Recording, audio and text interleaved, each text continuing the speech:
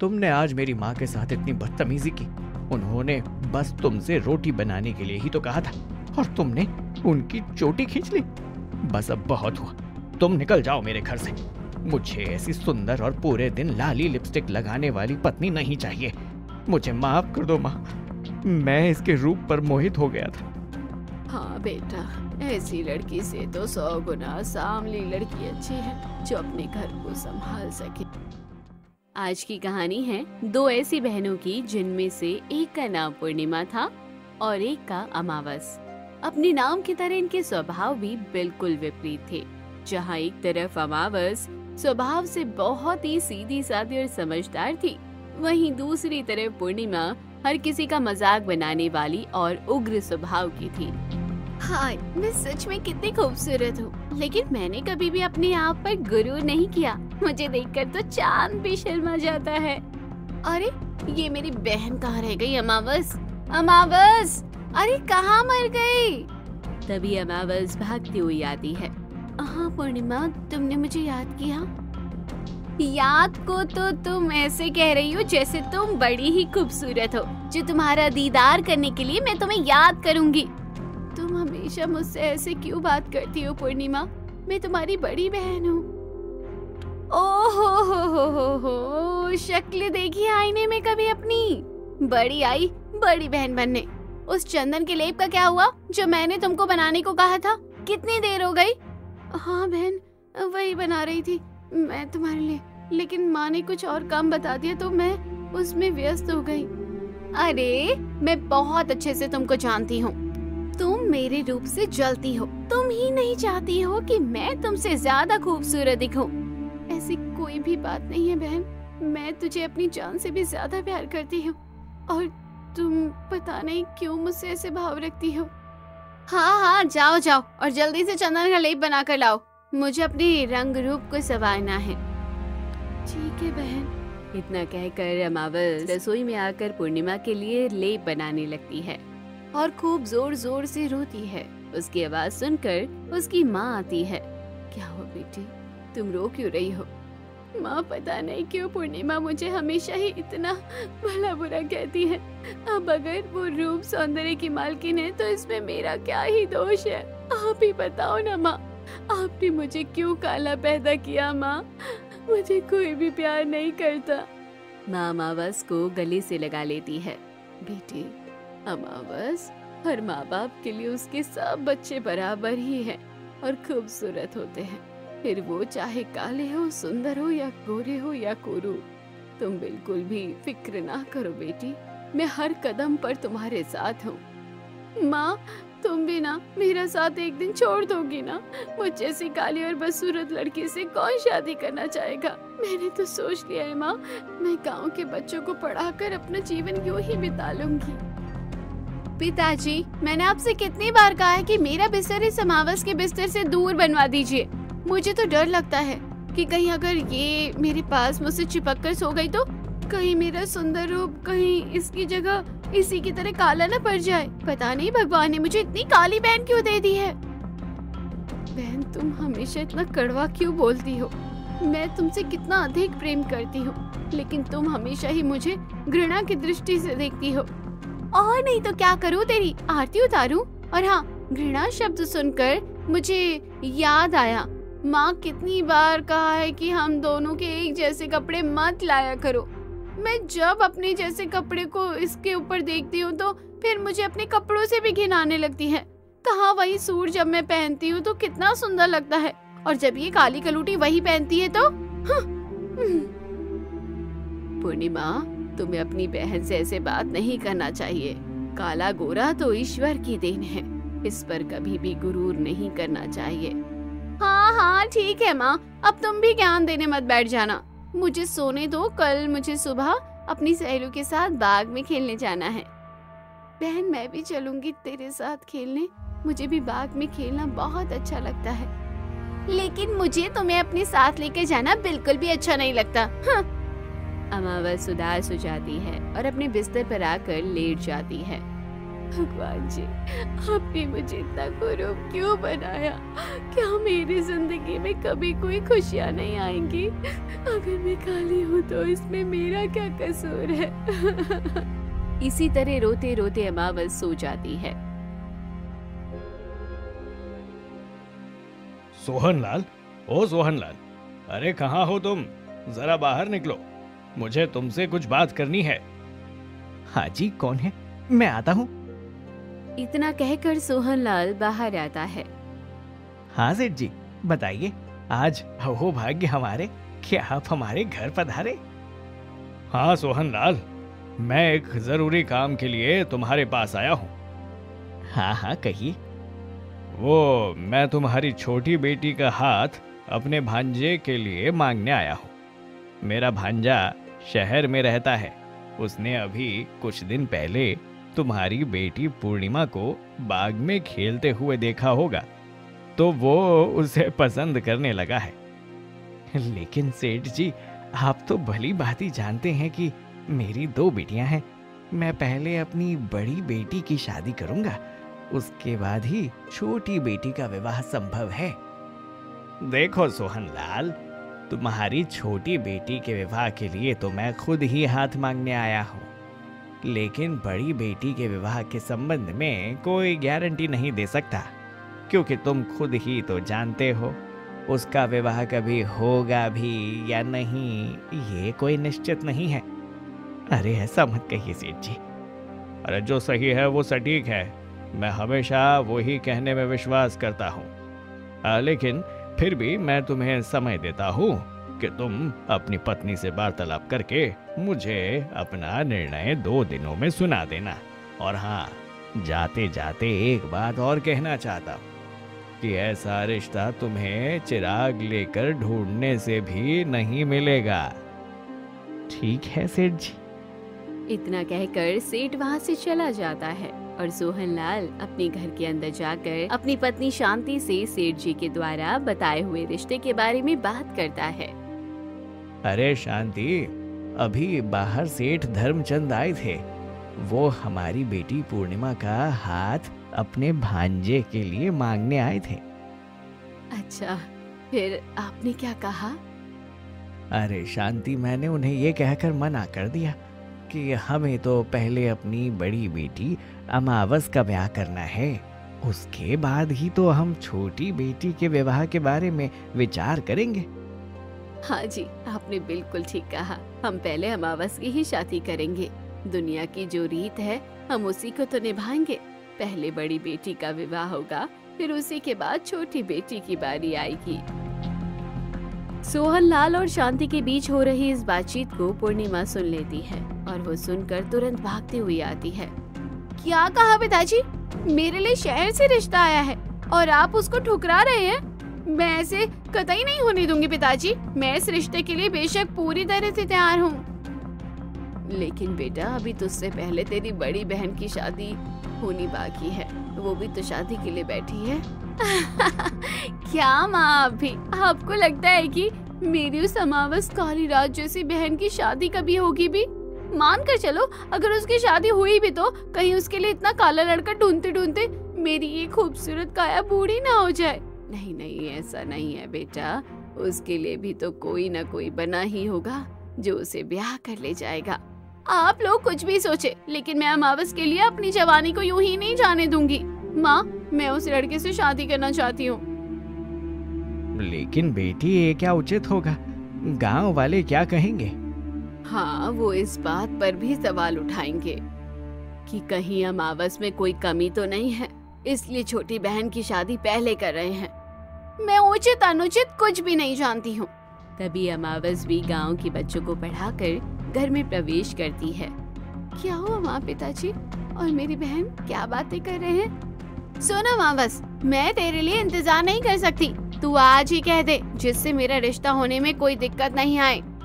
आखिरकार पूर्णिमा का रिश्ता सेठ जी के भांजे सुनील के साथ हो ही जाता है और धीरे धीरे करके शादी वाला दिन भी आ जाता है। एक तरफ जहाँ अमावस अपनी बहन की शादी से बहुत खुश थी, लेकिन गांव वालों के तानों से वो बहुत दुखी भी महसूस कर रही थी। अमावस, एक तेरी छोटी बहन की शादी हो गई है और तू रह गई कुंवारी की कुंवारी। अरे कम से कम पहले तू तो शादी कर लेती। अपनी शादी के लिए तूने एक भी बार नहीं सोचा।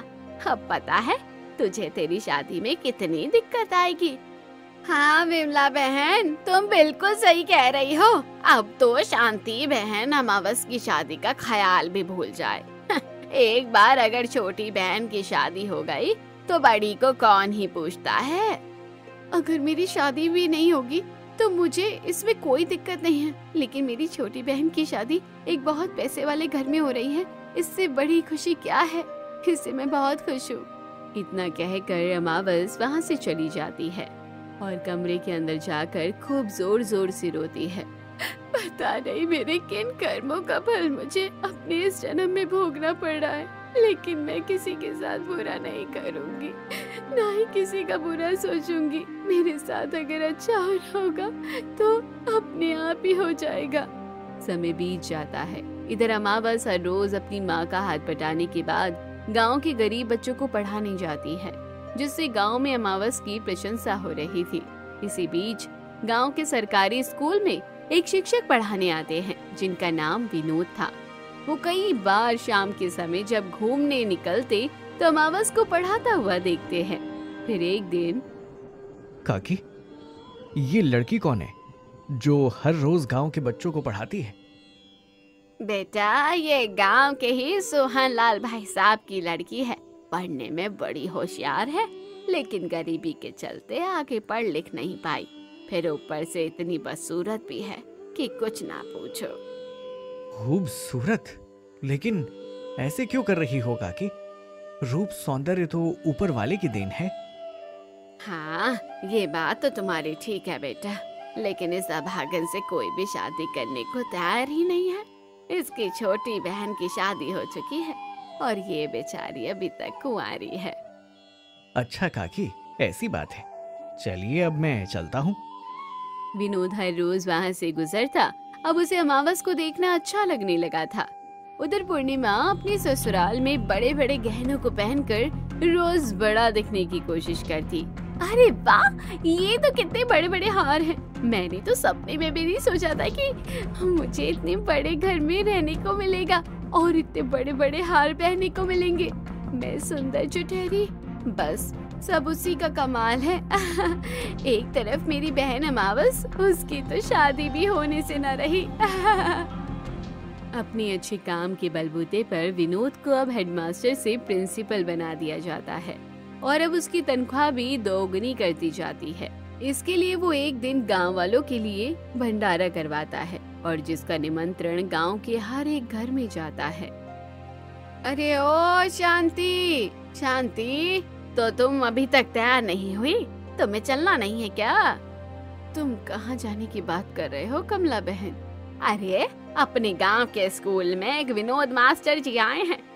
काफी दिन से है, बड़ा ही अच्छा पढ़ाते हैं वो बच्चों को। कल ही उनका प्रमोशन हो गया है। ओह, उसी के लिए उन्होंने मंदिर पर पूरे गांव के लिए भंडारा करवाया है। अच्छा, ऐसी बात है तो साड़ी पहनकर जल्दी से आ जाओ। अच्छा, तब तक तुम चलो, मैं अभी थोड़ी देर में आती हूँ। अभी अमावस और उसके पिताजी दोनों में से घर पर कोई भी नहीं है। ठीक है बहन, जैसा तुमको ठीक लगे। अब थोड़ी ही देर बाद शांति अमावस और सोहनलाल को पूरी बातें बताती है। अच्छा, अगर ऐसी बात है तो हमें भी चलना चाहिए। अमावस बिटिया, तुम भी तैयार हो जाओ जल्दी से। नहीं पिताजी, मेरा जरा भी मन नहीं है जाने का। मैं जाऊंगी, फिर गांव की औरतें मुझे शादी के लिए ताना मारेंगी। नहीं नहीं, रहने दीजिए पिताजी। अगर तू नहीं जाएगी तो मैं भी नहीं जाऊंगी। और देखो तो सही, कौन क्या कहता है मेरी बिटिया को। अगर कुछ कहा तो जुबान खींच लूंगी मैं उसकी मुंह से। माँ पिताजी का मन रखने के लिए अमावस भंडारे में चली जाती है और एक कोने में बैठ जाती है। तभी विनोद उसके पास आता है। आपने अभी तक कुछ क्यों नहीं खाया? नहीं जी, मैंने खा लिया। नहीं, आपने कुछ भी नहीं खाया है। मैं तो इतनी देर से आपको देख रहा हूँ। विनोद के मुंह से ये बात सुनकर अमावस नजर उठाकर विनोद की तरफ देखती है और दोनों की नजर मिलती है। आप मुझे देख रहे थे, लेकिन क्यों जी? मैं तो हर रोज आपको देखता हूँ, क्योंकि मैं आपको पसंद करता हूँ। विनोद के मुंह से ये बात सुनकर अमावस घबरा कर वहाँ से चली जाती है। फिर विनोद शांति और सोहनलाल के पास जाता है। आप लोगों ने प्रसाद ले लिया ना? जी मास्टर जी, आपका बहुत बहुत धन्यवाद। अरे आप मुझे धन्यवाद नहीं कहिए, बल्कि मैं तो आपको धन्यवाद कहना चाहता हूँ। लेकिन क्यों मास्टर जी?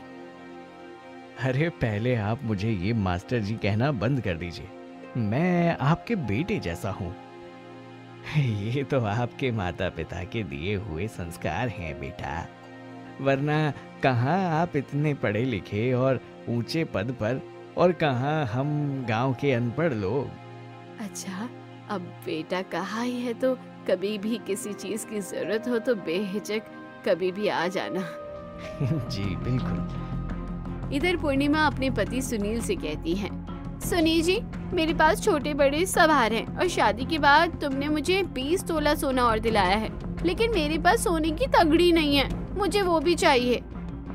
हाँ हाँ भाग्यवान, दिला दूंगा। अरे लेकिन अभी व्यापार में बहुत घाटा चल रहा है ना, सही समय आने पर दिला दूंगा। अच्छा चलो, जरा 10,000 रुपए तो देना, मुझे नई साड़ी लेने जाना है, शाम को आकर देता हूँ। सुनील ये कहकर चला जाता है। तभी पूर्णिमा की सास वहाँ आ जाती है। अरे बहू, तू हर हफ्ते 8-10 हजार की खरीदारी करके आती है, मैंने तुझे कभी नहीं रोका, लेकिन घर के काम में मेरी थोड़ी मदद तो कर दिया कर। अरे ओ सासू माँ, तुम कैसी बातें करती हो? मैंने आज तक कभी अपने घर पर एक गिलास पानी उठाकर नहीं पिया। मैं अब यहाँ काम करूँगी। अरे बेटा, मेरे भी कुछ अरमान थे कि मेरी बहू आएगी तो मेरी सेवा करेगी, लेकिन मैं तो यहाँ उल्टा 6 महीने से तुम्हारी सेवा कर रही हूँ। देखिए, मुझसे काम की कोई उम्मीद मत रखिए, आपको करना है करो, वरना मत करो, मैं तो बाजार से मंगाकर अपना पेट भर लूंगी। पूर्णिमा की सास दुखी होकर वहाँ से चली जाती है। शाम को वो अपने बेटे सुनील से कहती है, बेटा, बहू तो बिल्कुल काम नहीं करना चाहती है, पूरे दिन आईने के सामने बैठकर सजना संवरना ही उसे भाता है, मैं अगर उसे कुछ कहूँ तो। तभी पूर्णिमा वहाँ आ जाती है। भर लिए ना कान अपने बेटे के, आ गया सुकून आपको? नहीं चाहती है आप सुखी देखना हम दोनों को? पूर्णिमा, ये तुम कैसी बातें कर रही हो माँ से? अच्छा, अब आप भी हमसे ऐसे कहेंगे? मैं जो देखूंगा वो ही कहूंगा ना पूर्णिमा। देखो पूर्णिमा, मैं तुम्हें आज बता ही देता हूँ कि मैं अपने माँ बाप की इकलौती संतान हूँ। मेरे पिताजी बचपन में ही गुजर गए थे। ये तो तुम भी अच्छे से जानती हो कि अब मेरी माँ ही मेरी सब कुछ है। मैं उन्हें दुखी नहीं देख सकता हूँ। मतलब मैं कुछ भी नहीं हूँ? ये क्या बेतु की बात है पूर्णिमा? लाओ मुझे 10,000 रुपए दो, आपने सुबह वादा किया था। हाँ ये लो, लेकिन ठीक से रहो। अब विनोद आए दिन सोहनलाल के यहाँ चाय पीने आता, जिससे शांति और सोहनलाल भी उसे पसंद करने लगे थे, लेकिन अमावस उससे कभी बात नहीं करती थी। फिर एक दिन जब अमावस बच्चों को पढ़ा रही थी कि तभी जोर से बारिश आ जाती है। अच्छा बच्चों, चलो अब अपने घर जाओ सारे जल्दी, कहीं बारिश में भीग गई तो बीमार पड़ जाओगे। इतना कहकर अमावस भी अपने घर की तरफ जल्दी जल्दी कदम बढ़ा रही होती है। तभी कुछ मनचले लड़के वहाँ से निकलते हैं और अमावस को छेड़ने लगते हैं। तभी कोई तेजी से बाइक पर हेलमेट लगा कर आता है, जिसे देखकर वो भाग जाते हैं। बैठिए। जी आप कौन? और ऐसे मैं नहीं बैठ सकती। आपका धन्यवाद मुझे बचाने के लिए, लेकिन मैं चली जाऊंगी। तभी वो अमावस का हाथ पकड़ लेता है और अपना हेलमेट हटाता है। अमावस, मैं हूँ विनोद। मैं तुम्हें कितना पसंद करता हूँ और तुम मेरी तरफ देखती तक नहीं हो। देखिए, मैं आपके लायक नहीं हूँ। आप इतने पढ़े लिखे और रूपवान हैं। कहाँ मैं काली और गरीब लड़की, जिसका आज तक हर किसी ने मजाक ही बनाया है। आप मेरे लायक हैं या नहीं ये तो मुझे पता होगा ना अमावस, लेकिन मैं तुम्हारे माँ पिताजी से हाथ मांगने से पहले तुम्हारी रजामंदी चाहता हूँ। जिसकी सगी बहन को उसके साथ चलने में शर्म आती हो, ऐसी लड़की के साथ आप कैसे रह पाएंगे? मैं बस आपकी हाँ और ना सुनना चाहता हूँ। अमावस बिना कुछ कहे मुस्कुरा कर चली जाती है और विनोद अगले ही दिन उसके घर जाकर अमावस का हाथ मांग लेता है। इधर पूर्णिमा को उसके घर वाले घर से निकाल देते हैं। तुमने आज मेरी माँ के साथ इतनी बदतमीजी की। उन्होंने बस तुमसे रोटी बनाने के लिए ही तो कहा था और तुमने उनकी चोटी खींच ली। बस अब बहुत हुआ, तुम निकल जाओ मेरे घर से। मुझे ऐसी सुंदर और पूरे दिन लाली लिपस्टिक लगाने वाली पत्नी नहीं चाहिए। मुझे माफ कर दो माँ, मैं इसके रूप पर मोहित हो गया था। हाँ बेटा, ऐसी लड़की से तो 100 गुना सांवली लड़की अच्छी है जो अपने घर को संभाल सके। क्या हुआ बेटी, तुम रो क्यों रही हो? दामाद जी ने कुछ कहा क्या? और दामाद जी कहाँ हैं? माँ, मैंने वो घर छोड़ दिया है, लेकिन अपने घर में क्या हो रहा है? बेटा, हमने तुझे कितनी चिट्ठियाँ भेजी, लेकिन तूने कोई जवाब नहीं दिया। तेरी बड़ी बहन का रिश्ता हो गया है। फिर शांति उसे पूरी बात बताती है और तभी अमावस भी वहाँ जाती है। पूर्णिमा अपनी बहन को देखकर बड़ा खुश होती है और उससे जाकर गले लग जाती है। बहन, आज तूने मुझे गले लगाया, मेरे लिए आज सबसे बड़ी खुशी का दिन है। नहीं बहन, आज मुझे अपनी गलती का एहसास हो गया है कि रंग रूप कुछ नहीं होता। आज मैं रूपवान होकर भी खाली हाथ हूँ और तुम महलों की रानी बनने जा रही हो। लेकिन तुम ऐसे क्यों कह रही हो? और तुम्हारे सारे गहने कहाँ गए? तुम्हारी ऐसी हालत क्यों है? फिर पूर्णिमा पूरी बातें बताती है। तुम फिक्र मत करो बहन, हम तुम्हारे साथ हैं। तुम्हें अपनी गलती का एहसास है, यही सबसे बड़ी बात है। मैं तुम्हें सारा काम सिखाऊंगी। अमावस की धूमधाम से शादी हो जाती है और फिर पूर्णिमा अपनी माँ और बहन से सब काम सीखकर वापस अपने ससुराल लौट जाती है और कहानी भी यहीं खत्म हो जाती है। कैसी लगी कमेंट बॉक्स में जरूर बताइए। चैनल को अब तक सब्सक्राइब नहीं किया तो जरूर कर लीजिए।